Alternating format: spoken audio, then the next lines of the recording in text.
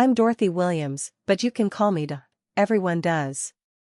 At 68, I've seen my share of sunny days and stormy nights, but nothing prepared me for the wild ride that started when my daughter Emma and her slick husband Jake sold my $3 million Montana ranch right out from under me. When Jake handed me a measly $16,000 and said, "Go find somewhere else to enjoy your golden years," I couldn't help but laugh until my sides ached. Oh, honey, the look on their faces when they learned what was hidden on that land? Pure gold. Let me take you on a journey wilder than a summer rodeo, because this tale is bursting with surprises, and I promise, it's got more heart than a Montana sunrise. Picture this, a crisp Tuesday morning, me sipping coffee in my cozy kitchen, wrestling with a crossword puzzle. The air smells of fresh brew and possibility, the kind of day that makes you glad to be alive. Then in struts Jake, hair slicked back like he's auditioning for a used car salesman role, his grin smugger than a cat who stole the cream. "Morning, Dot," he says, plopping down uninvited. I don't look up. 7 letters for untrustworthy, I muse, tapping my pencil. I'm pretty sure it's standing right in front of me. Jake slides an envelope across my table like he's dealing cards in a shady poker game. "The ranch is sold," he announces, chest puffed out. "Here's your cut, $16,000, after expenses." I stare at the envelope, then burst into laughter so hard I nearly spill my coffee. Jake's smugness wavers like a tumbleweed in a windstorm. "Something funny?" he asks, voice tight. "Oh, Jake," I chuckle, wiping a tear, "you have no idea what you've just stepped into. See, that ranch wasn't just my home for 37 years, where I raised Emma and laid my sweet Robert to rest in 2018, not literally, mind you, I'm not that wild. It held a secret Jake and Emma didn't know about, buried under the old oak tree where Robert used to read his Sunday paper.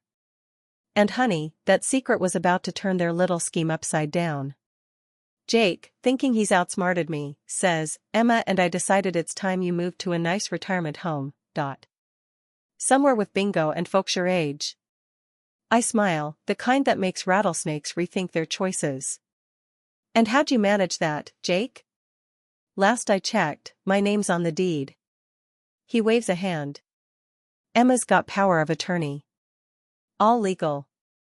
News to me. "Is that so?" I ask, my voice sweet as pie but sharp as a cactus. He claims it was filed 6 months ago after a supposed dizzy spell. Funny, I've never had a dizzy spell in my life, but I let him leave thinking he's won. That envelope sits on my table, $16,000 for a $3 million ranch. Highway robbery, but I've learned one thing in 68 years, the best revenge is knowing something your enemies don't. I head to Harrison and Associates, a law office that smells of leather and broken dreams. Young Thomas Harrison, barely old enough to shave, shuffles papers and says, "If Emma had power of attorney, your options are limited." I cut him off. "I never signed any such papers." He stammers, suggesting I might not remember. "Son," I say, standing, "I'm sharper than your letter opener. I need a lawyer who believes me." Out I go, leaving him gaping like a fish out of water. Back home, I call my book club buddy Margaret, a retired paralegal with more legal know-how than most fancy attorneys. "Dot, honey, what's wrong?" she asks. I spill the story, and her advice is gold: get Patricia Chen at Chen and Associates. She eats elder fraud cases for breakfast. I spread Jake's sale papers across my dining table like a general planning a battle. The buyer? Mountain View Development LLC, not the nice family Jake claimed. A quick call to Pinnacle Real Estate confirms it. Sandra Mills gushes about a $3.2 million cash sale for a luxury resort. I hang up, staring at the mountains I've loved for decades, and feel a fire kindling inside me. Jake and Emma forgot one thing: I'm Dot Williams, retired English teacher, survivor of teenage tantrums and life's curveballs, and I know exactly what's buried under that oak tree. Patricia Chen's office is a breath of fresh air, organized, efficient, and led by a woman with eyes that see through nonsense. "The power of attorney is shaky," she says, reviewing my documents. "The signatures don't match, and there's no medical proof of impairment." I nod. Because there was none. Then I drop my bombshell. Patricia, what if the ranch has something that makes it unsellable? Her eyebrows shoot up. Like what? I lean in. Hypothetically, evidence of corruption tied to the buyers. Her smile is slow and wicked. Mrs. Williams, I think we're going to have fun. Here's the kicker, my Robert worked 28 years at the County Planning Commission, reviewing developments. In 2015, he uncovered a dirty secret, major projects approved despite environmental violations, all greased by bribes. He had photos, recordings, bank records, ready for the FBI when his heart attack struck. Or so I thought. That evidence? I buried it in a waterproof case under the oak tree, waiting for the right moment. And Mountain View Development? One of the companies Robert was investigating. If they dig for their resort, they'll find more than they bargained for. Patricia files an injunction to halt the sale, citing fraud. I call Agent Sarah Morrison, Robert's old FBI contact. Over coffee, she shows me Mountain View's ties to James Bradley, the kingpin of Robert's investigation. Bradley's been clean for 7 years, she says, until he bought your ranch. I grin. He thinks he's got Robert's evidence. Sarah's plan is bold, let the sale proceed under FBI watch, catch Bradley digging.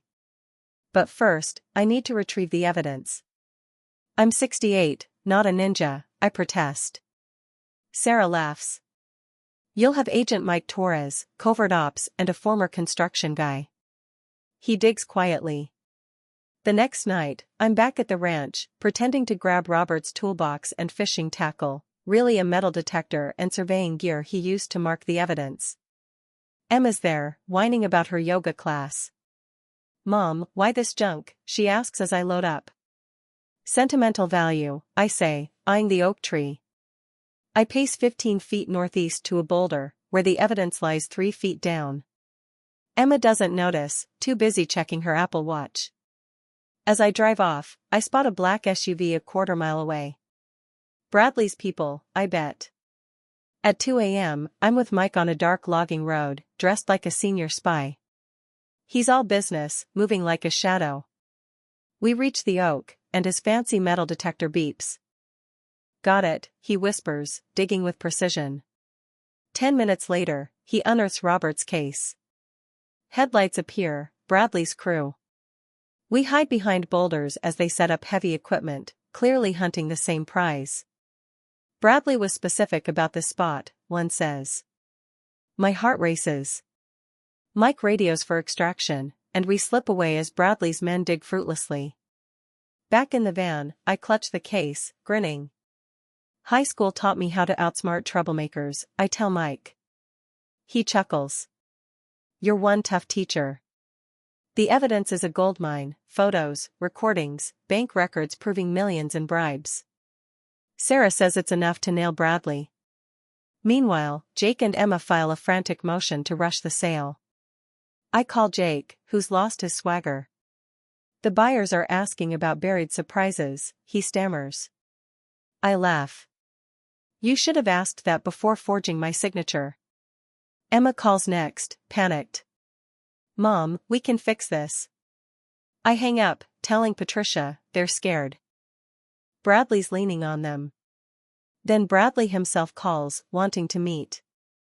Against Sarah's protests, I agree, wired up in a fancy restaurant. Bradley's cold eyes size me up. I believe Robert buried something on your ranch, he says, offering $2 million for its location. I play along. Sounds like a deal, but I need guarantees for Emma and Jake. He threatens to pin fraud charges on them if I don't cooperate. I say I'll think about it, then call Sarah. He's desperate, I tell her. Let's use it. My plan, lure Bradley to the ranch, pretending to reveal a backup evidence site. Robert buried 3 caches, clever man. Sarah's team sets up surveillance, cameras, sharpshooters, the works. At midnight, I meet Bradley near the oak, showing a fake map.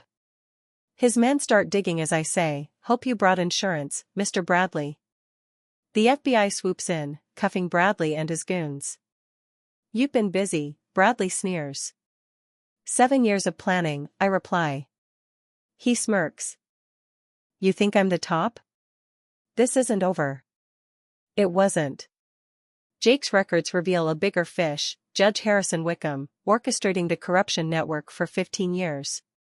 Worse, Robert's boss, Commissioner Davidson, fed him fake reports, using him to approve illegal projects. Robert's heart attack? Murder by digitalis, courtesy of Wickham's wife, a pharmacist. She confesses, tying Wickham to 5 murders, including Davidson's. The news explodes, Wickham, Bradley, and others arrested, Jake and Emma facing reduced charges for cooperating. I get my ranch back, but I donate it as a nature preserve, with a memorial garden for Robert and the other victims. At the dedication, under a golden sunset, Patricia asks, any regrets? I smile. None. Justice took 7 years, but it bloomed like wildflowers. As stars twinkle over my old home, I feel Robert's pride. The old lady got the last laugh, and the truth shone brighter than a Montana summer day.